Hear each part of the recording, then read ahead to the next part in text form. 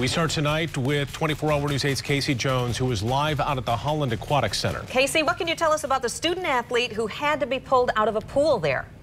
Yeah, Sue, Brian, I can tell you that there's a happy ending in what otherwise could have been a very tragic event here at the Holland Community Aquatic Center. That's where the Division II state championships are being held for the swimming and diving competitions. Now, we just got off the phone with the Wyandotte Roosevelt superintendent, and she tells us that one of her students was pulled from the bottom of the pool. He was resuscitated and brought to the Holland Hospital, where tonight he is with his family. He's expected to make a full recovery. Now, this all happened around 1 o'clock as these divers were getting ready for their preliminary competition at 3:30. If you've never been to one of these events, these divers line up in long lines and they try to get as many jumps off the diving board as possible before the actual competition starts.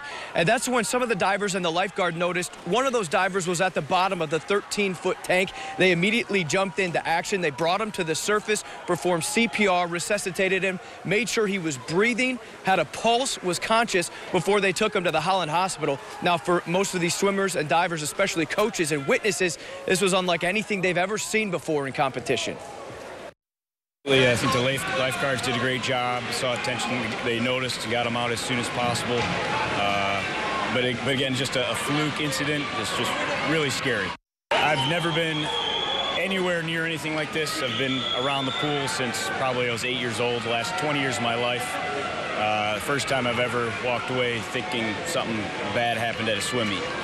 Just something that you would never think of, and it's a really unfortunate event.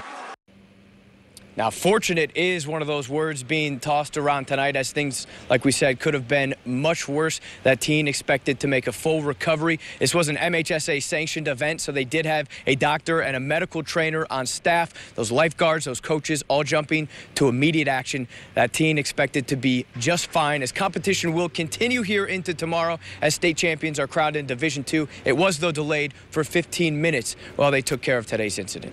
Live in Holland, Casey Jones, 24-hour News 8.